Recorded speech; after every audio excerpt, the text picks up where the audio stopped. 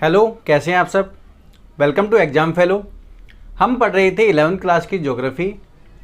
इसकी पहली बुक थी भौतिक भूगोल का मूल सिद्धांत। उसके 2 लेसन हम पहले कंप्लीट कर चुके थे। तीसरे लेसन का पहला पार्ट हम पहले पढ़ चुके हैं। सेकंड पार्ट जो है आज हम पढ़ने जा रहे हैं पृथ्वी की आंतरिक संरचना का। तो देर ना करते हुए आइए हम शुरू करते हैं। इससे पहले जो हमने पढ़ा पृथ्वी की आंतरिक संरचना के अंदर ये पढ़ा प्रत्यक्ष और अप्रत्यक्ष स्रोत कौन कौन से हैं पृथ्वी की आंतरिक संरचना की जानकारी के लिए। तो इसके अंदर जो है अप्रत्यक्ष स्रोतों के अंदर भूकंप था, जो सबसे इंपॉर्टेंट रोल अदा करता है पृथ्वी की आंतरिक संरचना की जानकारी के लिए। तो देर न करते हुए आइए हम शुरू करते हैं भूकंप के बारे में। भूकंप क्या है? तो भूकंप जो है ये किसे कहते हैं? भूकंप का अर्थ होता है सीधा सा पृथ्वी का कंपन। ठीक है, पृथ्वी जो है कंपन करती है उसको हम भूकंप कहते हैं। अब पृथ्वी जो कंपन करती है वो किस वजह से करती है? तो ये एक प्राकृतिक आपदा है जो पृथ्वी के अंदर भूगर्भिक हलचल है उसकी वजह से जो है भूकंप आते हैं। मैक्सिमम जो भूकंप होते हैं वो इसकी वजह से आते हैं। मानवीय भूकंप भी होते हैं कुछ मानवीय कारणों की वजह से, पर वो ज़्यादा जो है प्रभाव नहीं डालते। पर पृथ्वी के आंतरिक संरचना की बात करते हैं तो भूगर्भ में होने वाली जो हलचल है उससे जो भूकंप आते हैं उसके बारे में हम पढ़ेंगे। तो हमारे जो है पृथ्वी पर बहुत सारी सैलें हैं पृथ्वी के अंदर। ठीक है, पृथ्वी के अंदर जो हमारी सैलें हैं उसके अंदर जो है वो दरार होती है इस प्रकार की, जिसे हम कहते हैं क्या? उससे हम कहते हैं भ्रंश। इन दरारों को हम भ्रंश कहते हैं। तो सैलें होती हैं आपस में विपरीत दिशा में जो है खिसकती है, उसमें दरार होती है। तो लेकिन ऊपर की जो हमारी पट्टी है जिसे कहते हैं भूपर पट्टी, वो इसको जो है वो दबाए रखती है, जिसकी वजह से जो एक घर्षण का काम करती है यानी कि एक प्रेशर का काम करती है, जिसकी वजह से दोनों चट्टानें आपस में एक दूसरे की तरफ विपरीत दिशा में नहीं जाती, सैलें होती हैं। लेकिन होता क्या है कि यहाँ पर जो होता है फोर्स लग रहा है, ऊर्जा निकलने के लिए कोशिश कर रही है, ऊर्जा यहाँ भी निकलने के लिए कोशिश करती है, लेकिन यहाँ पर कोई गैप ना होने की वजह से बाहर नहीं निकल पाती। लेकिन यहाँ पर दोनों जो होती हैं सेल विपरीत दिशा में जो है वो गति करती हैं, जिसकी वजह से कई बार क्या होता है कि ज़्यादा फोर्स लगने की वजह से वो जो ऊपर का जो एक प्रेशर है वो जो है कम हो जाता है और चट्टानें एक दूसरे की विपरीत दिशा में खिसकने लगती है। तो यहाँ से ऊर्जा जो है वो निकलती है, निकलने के बाद यहाँ पर टकराती है। तो ये जो है हमारा भूकंप का केंद्र बनता है और उसके बाद ये धरातल पर आती है। ये हमारे जो है इसको सरफेस को हिलाती है।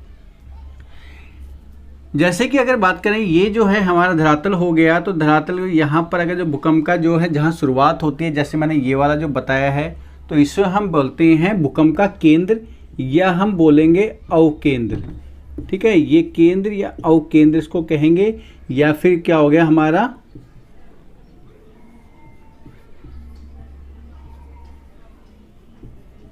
एपोसेंटर, ये होगा हमारा। इसके अलावा इसको हम जो है फोकस भी कहते हैं इसको। अब ये जो भूकंप जब केंद्र है जहां से ऊर्जा निकल रही है वो अलग अलग दिशा में जाएगी, सभी दिशाओं में, और सबसे पहले जो पहुंचेगी 90 डिग्री पर पहुंचती है हमारे सरफेस पर, यानी कि जो हमारा धरातल होता है वहां पर। तो जहां पर ये पहुंचेगी सबसे पहले ये सरफेस पर वो 90 डिग्री के कोण पर पहुंचती है। कहां पहुंचती है? 90 डिग्री पर। ठीक है, और इसको हम कहते हैं, इसको हम बोलेंगे अधिकेंद्र। इसको अधिकेंद्र बोलेंगे या इसको बोलेंगे हम इंग्लिश में एपिसेंटर इसको कहते हैं। अधिकेंद्र या फिर एपिसेंटर, ये हमारा जो है अवकेंद्र हो गया, या इसे बोलेंगे भूकंप केंद्र भी कहते हैं इसको। जहां पर भूकंपीय तरंगें जो है शुरू होती है, यानी कि जहां पर ऊर्जा जो है वो निकलती है, उसे हम कहेंगे अवकेंद्र या भूकंप केंद्र, जिसको इंग्लिश में कहते हैं हम हाइपोसेंटर या फिर जो है फोकस जो है बोलेंगे यहाँ पर। एक मिनट है, ये स्पेलिंग गलत होगी।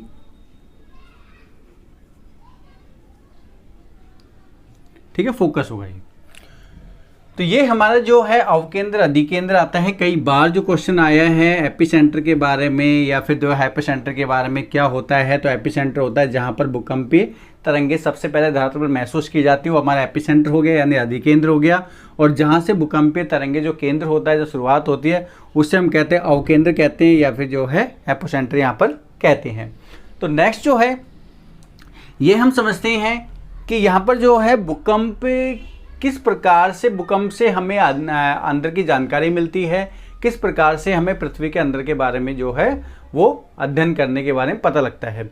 तो यहाँ पर जो है एक चीज़ और, जब भूकंपीय तरंगे जो अलग अलग दिशाओं में यहाँ पर जाती है, देखो यहाँ पर भी जाएगी, यहाँ पर भी जाएगी, ये अलग अलग दिशाओं में पूरे दिशा में जाती है, लेकिन पृथ्वी के अंदर जो है चट्टानों में घनत्व में अंतर पाया जाता है, जिसकी वजह से हमारे जो है तरंगे हैं वो परावर्तन होंगी या फिर जो है वो अलग अलग दिशा में चले जाएंगी, जिसे हम कहेंगे परावर्तन और आवर्तन। परावर्तन कहेंगे और आवर्तन कहेंगे। परावर्तन जो है वो होता है कि यानी कि जो है भूकंपीय तरंगे आई और टकरा के वापस जो है वो चले गई किसी माध्यम से, उसे कहेंगे परावर्तन। आवर्तन क्या होती है कि भूकंपीय तरंगे आए, टकराने के बाद में जो है अलग अलग दिशाओं में ये चले जाती हैं, तो इसे हम कहते हैं आवर्तन कहते हैं ये। तो दोनों में डिफरेंस ये है। नेक्स्ट आगे हम समझ लेते हैं।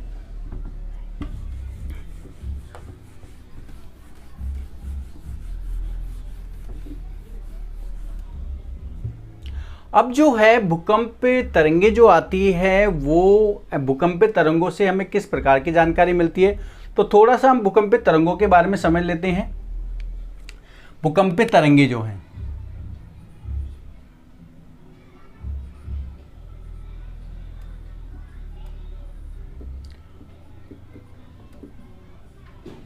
क्योंकि भूकंपीय तरंगे ही हैं जो पृथ्वी की आंतरिक संरचना के बारे में हमें जानकारी देती हैं। तो भूकंपीय तरंगे जो है हम दो प्रकार से इसको डिवाइड करते हैं, आप इसको नोट कर सकते हैं। एक हो गया हमारा भूगर्भिक तरंगे, भूगर्भिक तरंगे हो गई, और दूसरा है हमारा धरातलीय तरंगे।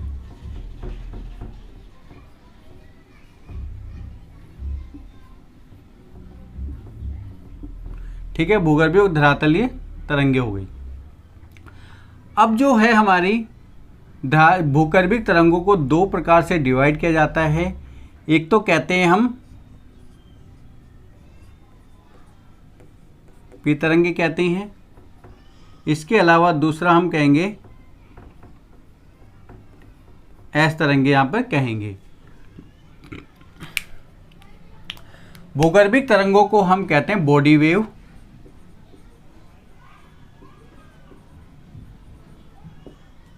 और धरातलीय तरंग कहेंगे हम सरफेस वेव।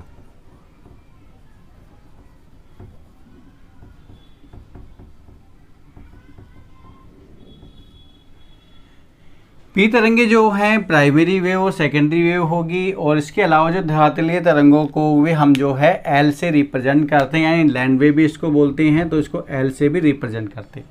तो हमारी पी तरंग और एस तरंग और एल तरंग तीन प्रकार की तरंगे जो है हो जाती है। अब थोड़ा सा हम समझ लेते हैं पी तरंगों के बारे में और एस तरंगों के बारे में, दोनों में क्या डिफरेंस है। तो जो पी तरंगे हैं इसमें सबसे पहली विशेषता इसकी क्या है कि ये जो है हमारी तीनों माध्यम से गुजर जाती है, पहली चीज तो, या इससे पहले हम समझ लेते हैं ये जो है इसको प्राथमिक तरंग भी कहते हैं,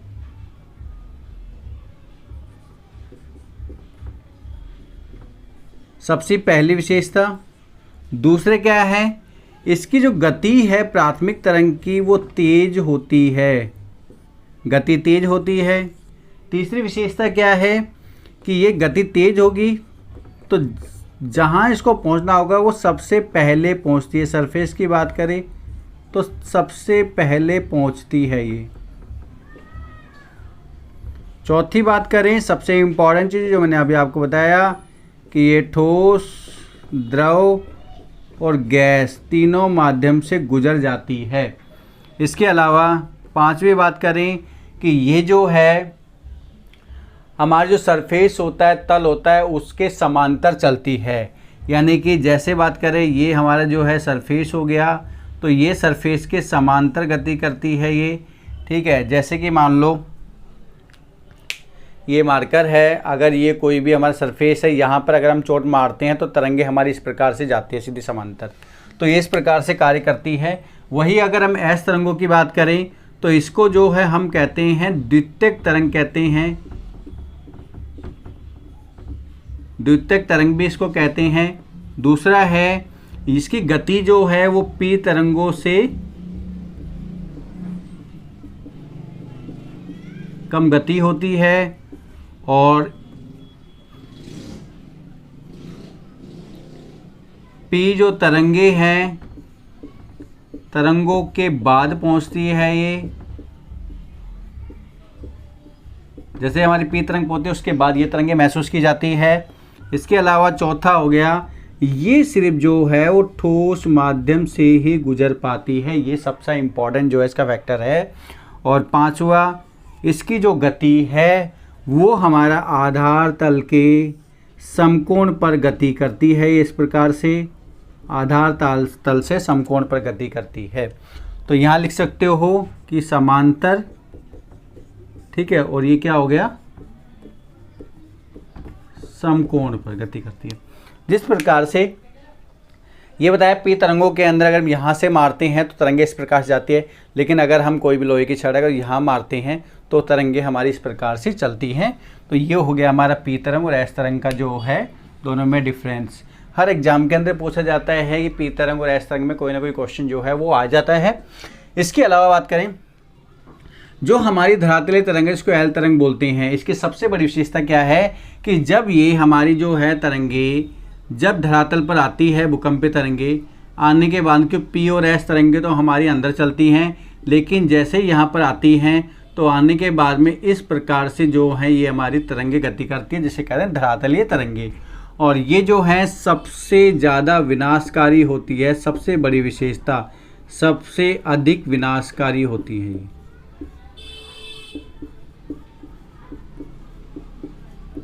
ये विशेषता आप लिख सकते हैं। ये जो है गति, ये जो एल तरंगे है सबसे ज़्यादा विनाशकारी तरंगे होती है। अब भूकंपीय तरंगे जो हैं ये कहाँ से स्टार्ट होते हैं, भूकंप कहाँ से स्टार्ट होता है, तो भूकंप जो है वो हमारा स्थल मंडल, ये क्वेश्चन कई बार पूछता है, भूकंपीय जो है भूकंप तरंगे या भूकंप जो है वो कहाँ पर जो है महसूस किया जाता है, कहाँ से शुरू होता है, तो स्थल मंडल से जो है इसकी शुरुआत होती है, यानी क्या हो गया, लिथोस्फीयर जो है वहाँ से हमारी होती शुरुआत, और ये जो है धरातल से हमारा लगभग 20 किलोमीटर तक नीचे तक पाया जाता है। यानी जो हमारा सरफेस है वहाँ से लेकर लगभग जो है 200 किलोमीटर तक ये हमारा जो है स्थलमंडल कहलाता है। इसके अंदर भूपर पट्टी और हमारा कुछ मेंटल का कुछ पार्ट आता है, ये मैं आगे नेक्स्ट पार्ट में आपको बताऊंगा कौन कौन सी जो है किस प्रकार से होता है। और इसको जो है भूकंप को नापने के लिए एक यंत्र का उपयोग किया जाता है, ठीक है, इससे हम कहेंगे भूकंप मापी यंत्र जो होता है उसे हम कहते हैं सिस्मोग्राफ।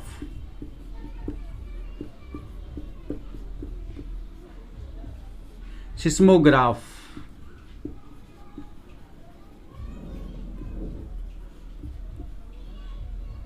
सिस्मोग्राफ एक यंत्र है जिससे हम जो है भूकंप को मापने के लिए जो है इस यंत्र का उपयोग करते हैं। और जो है जिस पैमाने के द्वारा ये मापा जाता है, जैसे कि तराजू जो है, पैमाना क्या होता है समझ लो कि जो तराजू है जैसे कि वो हो गया यंत्र हो गया एक, जो वेट को हम नापने के लिए काम में आते हैं, वेट जो है वेटिंग मशीन होती है, तो वैसे ही यंत्र जो होता है सिस्मोग्राफ हो गया, लेकिन हम जो वेट नापते हैं वो किलोग्राम में नापते हैं तो पैमाना हो गया। तो ऐसे ही जो है पैमाना जो है वो होगा हमारा इसका, उसे हम कहेंगे रिक्टर स्केल।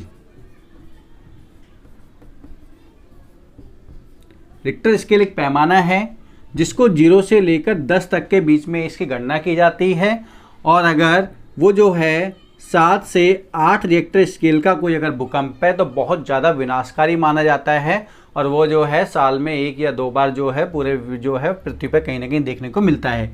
और छोटे मोटे भूकंप जो है वो जो है रोज़ के कहीं ना कहीं महसूस किए जाते हैं। दूसरा है हमारा मर्कैली, ये भी एक पैमाना है दो पैमाने, एक तो रिक्टर स्केल, एक मर्केली। मर्केली जो है 0 से लेकर 12 तक इसकी गणना की जाती है, और रिक्टर स्केल की 10 से लेकर 20, 0 से लेकर 10 तक गणना करते हैं, और मर्केली की 0 से लेकर 12 तक गणना की जाती है। ये कई बार दोनों ही पूछता, कई बार ये पूछ लेता है। रिक्टर स्केल जो है वो उसकी गणना कहाँ से कहाँ तक की जाती है, तो 0 से लेकर 10 तक के बीच में की जाती है। और मर्केली जो है ये भी एक पैमाना है जो कि हमारा भूकंप को नापने के लिए काम में आता है। तो ये था हमारा भूकंप की जो है कौन कौन सी हमारी संरचना होते हैं, कौन कौन से हमारे जो है तरंगे हैं, P, S और L। आप इसका स्क्रीनशॉट ले सकते हैं।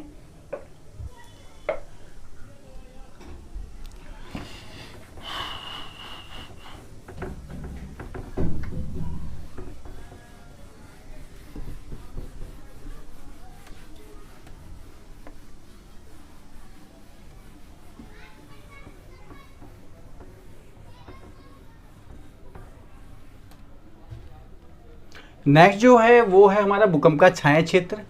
छाया क्षेत्र से भी हमें बहुत सारी जानकारी मिलती है। जैसे मैं तरंगों के बारे में बताया, तो तरंगों के बारे में, तरंगों के माध्यम से छाया क्षेत्र के बारे में पता लगता है। छाया क्षेत्र के माध्यम से पृथ्वी की आंतरिक संरचना के बारे में जानकारी मिलती है। तो भूकंपीय छाया क्षेत्र हम समझ लेते हैं।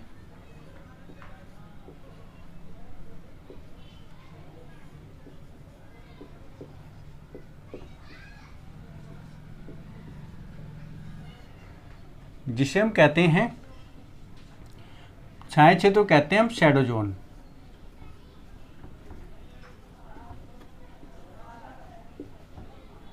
अर्थक्वेक शैडो जोन होता है हमारा ये।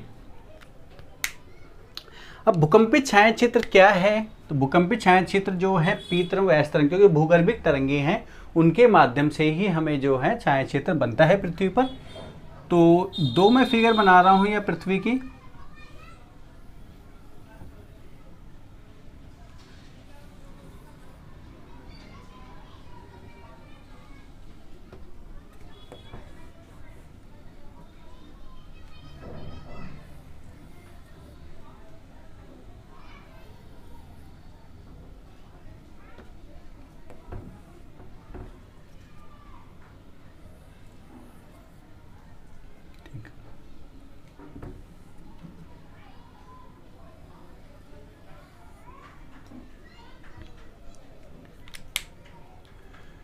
ये हमारा जो है वो पी तरंगों का छाया क्षेत्र बता रहा हूँ मैं, यहाँ पर एस तरंगों का छाया क्षेत्र बता रहा हूँ। छाया क्षेत्र क्या होता है पहले ये समझते हैं हम। छाया क्षेत्र का अर्थ है शैडो जोन जो कहते हैं जिसको, कि यानी जहाँ पर भूकंपीय तरंगे अभिलेख नहीं की जाती, सिस्मोग्राफ से अभिलेख नहीं की जाती, उसे कहेंगे भूकंपीय छाया क्षेत्र। यहाँ लिख देता हूँ,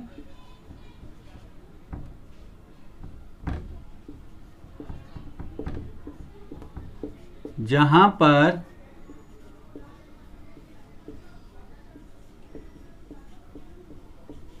भूकंपीय तरंगे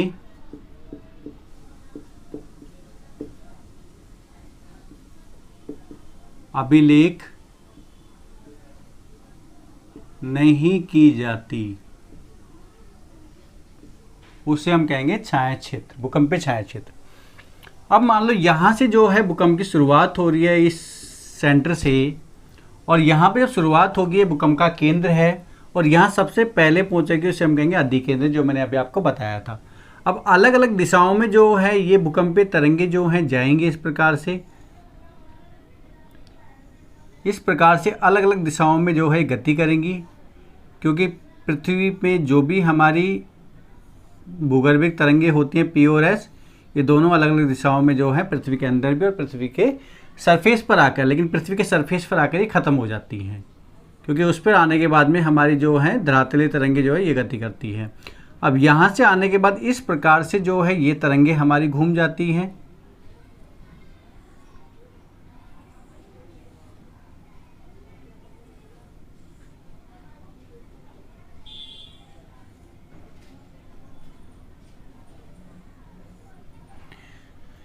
वैसे ही अगर पी तरंग एस तरंगों की बात करें तो एस तरंग का जो है वो केंद्र हमारा ये रहा, और यहाँ से जो है ये भी हमारी आती है, क्योंकि पी तरंगों के बाद में कुछ समय बाद एस तरंगे पहुँचती है, और ये भी इस प्रकार से जो है वो गति करती है पृथ्वी के अंदर।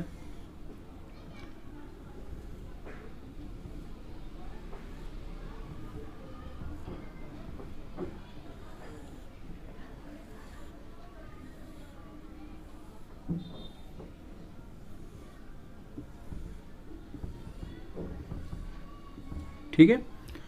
तो यहाँ पर हम देखते हैं इन तरंगों के अंदर कि यहाँ जो पी तरंगी है वो जहाँ इसका अधिकेंद्र होता है वहाँ से 105 डिग्री तक आने के बाद में ये हमारी जो है महसूस नहीं की जाती, यहाँ पर महसूस नहीं की जाती, 105 तक महसूस की जाती। यहाँ पर भी हम देखते हैं तो अधिकेंद्र से 105 डिग्री तक महसूस की जाती है, और यहाँ पर 145 डिग्री के बाद में जो है महसूस की जाती है, ठीक है। दोनों तरफ से अगर बात करें तो यही अगर एस तरंग की बात करें तो जहाँ से अधिकेंद्र है वहाँ से लेकर यहाँ पर 105 डिग्री तक महसूस की जाती है, और उसके आगे जो है बिल्कुल भी महसूस नहीं की जाती। तो हमें ये पता लगता है कि यहाँ पर कुछ द्रव पार्ट है, क्योंकि ये सिर्फ जो है वो ठोस माध्यम से ही गुजर पाती है, और ये बताया था कि यहाँ पर जो है वो ठोस, द्रव और गैस तीनों माध्यम से गुजर जाती है। तो इसके माध्यम से हमें ये जानकारी मिली कि यहाँ पर जो है वो ठोस पार्ट से तो गुजर गया है, लेकिन यहाँ पर कोई द्रव पार्ट है जिसकी वजह से वो नहीं गुजर पा रहा। तो ये वाला जो क्षेत्र है हमारा, ये रह जाता है, हमारा भूकंपीय छाया क्षेत्र बन जाता है। यानी यहाँ पर भूकंपीय तरंगे जो है वो महसूस नहीं की जाती, भूकंपीय तरंगे नहीं आती। तो 105 डिग्री से लेकर और यहाँ पर 105 डिग्री तक जो है भूकंपीय तरंगे महसूस नहीं की जाती एस में। तो ये कह सकते हैं हम एस का छाया क्षेत्र है ये, ठीक है। और ये वाला जो है यहाँ पर ये पी तरंगों का छाया क्षेत्र है ये वाला, ठीक है। तो हम यहाँ लिख सकते हैं ये जो है दोनों, ये है हमारा पी तरंगों का छाया क्षेत्र,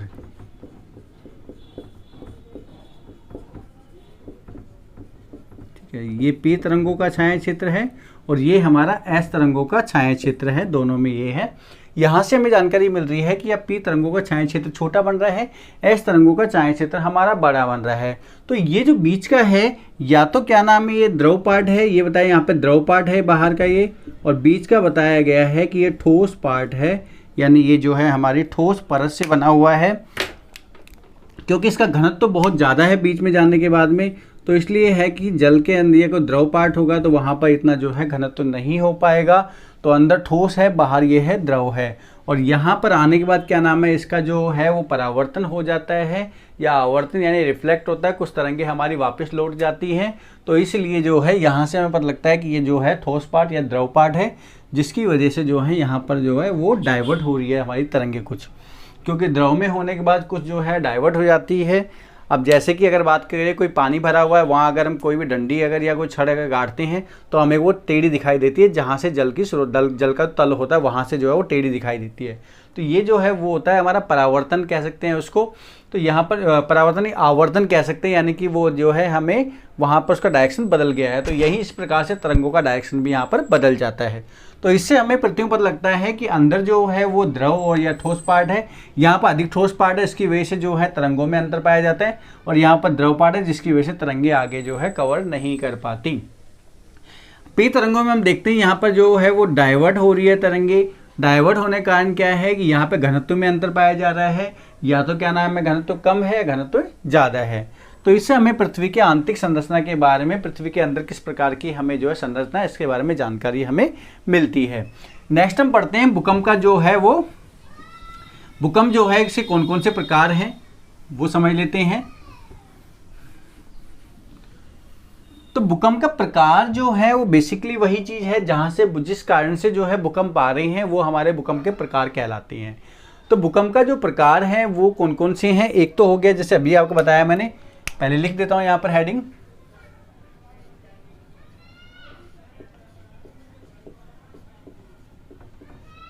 भूकंप के प्रकार। तो भूकंप का पहला प्रकार जो मैंने अभी आपको बताया वो है हमारा विवर्तनिक। विवर्तनिक कारण क्या विवर्तनिक जन्य भूकंप कह सकते हैं, जो पृथ्वी के अंदर आंतरिक हलचलों जो होती हैं उसकी वजह से आने वाला भूकंप जो है वो कहलाता है विवर्तनिक भूकंप कहलाता है। विवर्तनिक कारण लिख दीजिए, या फिर यहाँ पर भूकंप विवर्तनिक भूकंप भी हम लिख सकते हैं। भ्रंश की जो हमारी दरारें होती है, पृथ्वी के दरार जो भ्रंश है वहाँ से ऊर्जा निकलती है, उसकी वजह जो भूकंप आता है वो हो गया हमारा विवर्तनिक। दूसरा हो गया प्राकृतिक कारणों में आता है हमारा ज्वालामुखी जन्य भूकंप। ज्वालामुखी जन्य भूकंप क्या होता है, जो जब ज्वालामुखी विस्फोट होता है इस प्रकार के, अगर मान लो हमारा ज्वालामुखी पर्वत है और यहाँ पे जो है वो हमारे अलग अलग वेन्स होती है, यानी कि जो है अलग अलग जो है यहाँ पर नालियाँ सी होती है, नली होती है नीचे जहाँ से लावा आ रहा है, और यहाँ पर अगर पानी भर जाता है या फिर हमारा लावा सूख जाता है, ठंडा हो जाता है, तो जब यहाँ से ऊर्जा जब निकलती है तो धमाके के साथ में जो है ये उड़ता है और आसपास के क्षेत्रों में फैल जाता है, जिसकी वजह से आसपास के जो हमारा धरातल है उसमें कंपन शुरू होता है, जिससे कहते हैं ज्वालामुखी जन्य भूकंप। तीसरा जो है वो है हमारा नियात भूकंप।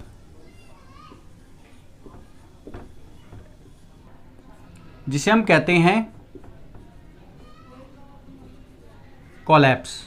यानी जो है कोई कई बार क्या होता है कि जो गुफाएं हैं या फिर जो हमारे जो हैं गुफा हो गई या फिर मतलब कोई भी जैसे मान लो खान होती है, खनन कार्य हो रहा होता है और अचानक से ऊपर की परत का धस जाना, वो धस जाती है, जिसकी वजह से जो है आसपास के क्षेत्रों में कंपन होता है, क्योंकि काफ़ी बड़ी चट्टान नीचे को धस जाती है।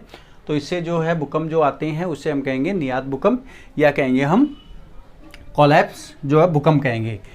चौथा हम कहेंगे बांध जनित भूकंप।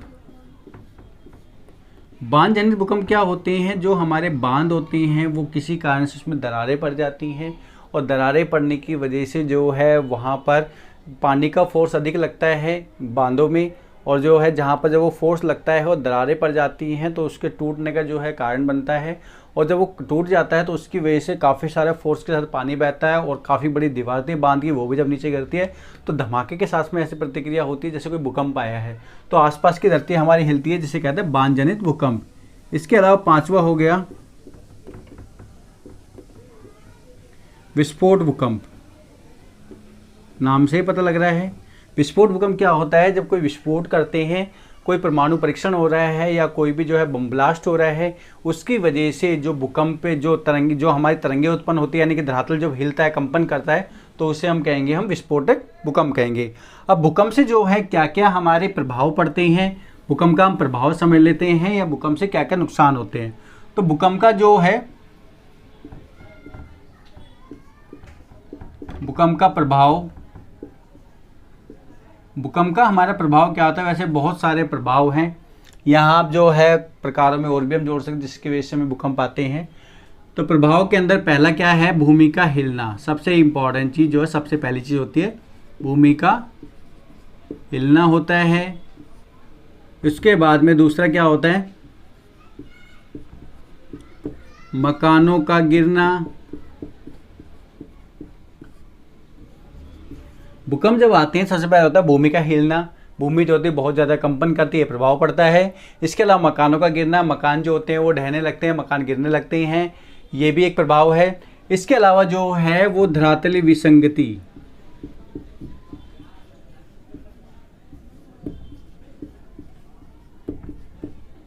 धरातली विसंगति क्या होती है, धरातल जो होता है हमारा ऊंचा नीचा हो जाता है, विसंगति उत्पन्न हो जाती है, पहले धरातल होता है उसमें परावर्तन देखने को मिलता है। इसके अलावा चौथा कहते हैं भूस्खलन। भूस्खलन क्या होता है, कोई पर्वतीय क्षेत्र है, वहां पर अगर भूकंप अगर आ रहे हैं, वहां पर अगर भूकंप आ रहे हैं तो क्या होता है, ऊपर की जो चट्टानें हैं वो नीचे की ओर आने लगती है, खिसकने लगती है, जिसे हम कहेंगे भूस्खलन कहते हैं। जब कंपन होता है तो ऊपर की चट्टानें जो होती है, क्योंकि नीचे जो बेस होता है गुरुत्वाकर्षण बल की वजह से जो होते हैं ऊपर चट्टानें नीचे की ओर आने लगती हैं। इसके अलावा पांचवा है हमारा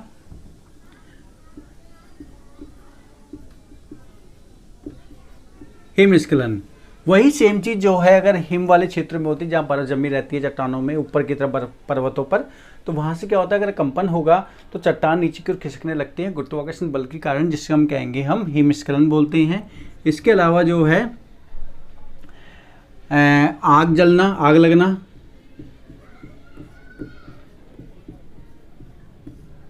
जब कोई भूकंप आता है तो अगर वो इमारतें हमारी क्षतिग्रस्त हो रही हैं तो क्या होता है, कंपन की वजह से क्षतिग्रस्त होती है तो आपस में जो होते हैं तार जो होते हैं बिजली के तारों भिड़ने लगते हैं, या फिर आपस में जो है कोई धातु टकराने लगती है, अगर घर्षण करने लगती है, जिसकी वजह से आग जो है वो लगती है। आग जली जैसी घटनाएं हैं ये भी होने लगती है। और इसके अलावा सातवां है बांध का टूटना। पानी से भरा होता है बांध होता है ये भी टूट जाता है, क्योंकि जिस स्थान पर बांध बना हुआ है अगर वहाँ पर भूकंप आएगा तो भूकंप आने की वजह से क्या होता है कि वहाँ पर भूकंप पे दरार पड़ जाती है, वो उसमें बांध में दरार पड़ जाती है, क्योंकि वो कंक्रीट की दीवार होती है। जब उसमें दरार पड़ जाती है तो फोर्स के साथ पानी उस पर दबाव डालता है, जिसकी वजह से जो है वो बाढ़ भी आ जाती है। इसके अलावा वस्तुओं का गिरना,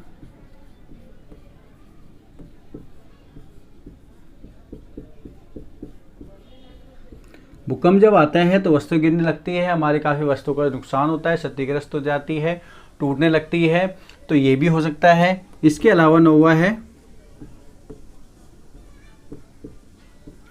सुनामी। सुनामी जो है ये भी एक प्राकृतिक आपदा है। जब कभी समुद्र वाला जो क्षेत्र है, जहाँ समुद्री क्षेत्र होता है, वहाँ पर अगर मान लो कहीं पर भूकंप जो है ये जो है उसके धरातल है और यहाँ पर अगर भूकंप आया है तो ये जो हमारे जो नीचे का धरातल है ये कंपन करेगा। जब ये कंपन करेगा तो इसकी वजह से हमारा पानी भी जो है वो भी कंपन करेगा, पानी मूवमेंट करेगा। और जो अगर धरातल तटवर्ती क्षेत्रों पर पानी जो है वो काफ़ी फोर्स के साथ आता है और जिसकी वजह से आसपास के क्षेत्रों को जो है वो बहा ले जाता है और काफ़ी ज़्यादा मात्रा में इससे जो है वो बाढ़ आती है, जिससे बहुत नुकसान होता है। तो 2004 के अंदर भारत के अंदर भी जो है ऐसा ही हुआ, जो सुमात्रा जो आइलैंड है वहाँ पर जो है भूकंपीय तरंगें महसूस की गई और हिंद महासागर में जो बहुत ऊंची ऊंची लहरें उठी, जिसकी वजह से श्रीलंका है, इसके अलावा अंडमान निकोबार हो गया, इसके अलावा भारत के तटवर्ती क्षेत्रों पर बहुत सारा नुकसान हुआ है। और हम देखते हैं कि हर साल 2 साल के अंदर जापान और चीन के अंदर जो इस प्रकार के जो हैं वो हमारे सुनामी आती रहती है, जिसकी वजह से काफ़ी सारा उनको नुकसान जो है होता है। तो होने को और भी सारे आप प्रभाव लिख सकते हैं, कौन कौन सा इसका प्रभाव है, ठीक है, क्या क्या इससे नुकसान होते हैं। जैसे हो गया कि भूमि की विसंगति है धरातल की, पर क्या होता है कि वहाँ पर जो होते हैं धरातल जो होता है कई बार ऊपर उठ जाता है, कई बार नीचे भी चले जाता है। खास तौर पर हम बात करें तो यहाँ पर हम लिख सकते हैं 10वां, ठीक है,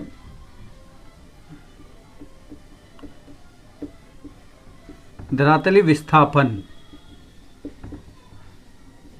धरातल विस्थापित हो जाते हैं और किस प्रकार से होता है, जैसे कि मान लो कि ये एक समुद्र का क्षेत्र है, यहाँ पर जो है किनारा है, ये समुद्र हो गया। अब जब कभी यहाँ भूकंप आता है तो क्या है कि या तो ये वाला हिस्सा जो है वो नीचे की ओर धंस जाएगा, या हो सकता है ये वाला हिस्सा जो है ऊपर की ओर उठ जाए। अगर ये वाला हिस्सा नीचे की ओर धंस जाता है तो यहाँ तक समुद्र का तट जो यहाँ पर था वो यहाँ तक आ जाता है।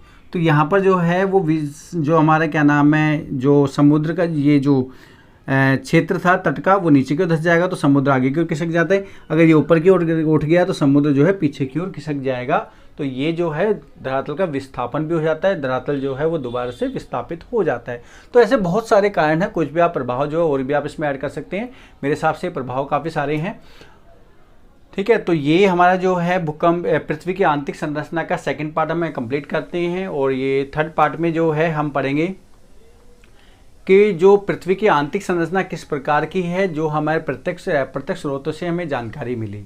और इसके अलावा जो है भूकंप पे जो हमारे ज्वालामुखी आते हैं और ज्वालामुखी से कौन कौन सी आकृतियाँ पृथ्वी पर बनती है। तो पृथ्वी से जो है 2 प्रकार की ज्वालामुखी से हमारी 2 प्रकार की आकृति बनती है। एक तो होती है हमारी आंतरिक और एक होती है बाह्य। यानी कि जब ज्वालामुखी जब लावा निकलता है वो ठंडा होने पर हमें आकृतियाँ दिखाई देती है जो बनती हैं, तो उसे हम कहेंगे हम बाह्य आकृति। और जो अंदर बनती है उसके अंतर्वेदी आकृति, यानी पृथ्वी के अंदर जो है कई बार लावा ठंडा हो जाता है, उसकी वजह से काफ़ी सारी आकृतियाँ हमारी बनती हैं। तो ये क्लास हम आज ये ख़त्म करते हैं। उसके बाद में नेक्स्ट जो है क्लास के अंदर मैं आपको पढ़ाऊंगा कि पृथ्वी का आंतरिक संरचना कैसी है और साथ साथ में ज्वालामुखी के कुछ बारे में। अगर आपको सेपरेट अलग से वीडियो चाहिए, क्योंकि ये मैंने एनसीईआरटी के बेस पे पढ़ाया है कि एनसीईआरटी के अंदर जो टॉपिक दिए थे, इसके अलावा फालतू मैंने चीज़ नहीं पढ़ाई यहाँ पर। अगर आप डिटेल्स कुछ चाहिए इसके लिए, भूकंप के बारे में या भूकंपीय तरंगों के बारे में, छाया क्षेत्र के बारे में जो भी चीज़ें हैं, तो आप जो हैं वो कमेंट बॉक्स में डाल सकते हैं, जिसकी वजह से मैं उसके सेपरेट वीडियो आपकी बना दूँ। तो ये क्लासें आज में ख़त्म करते हैं।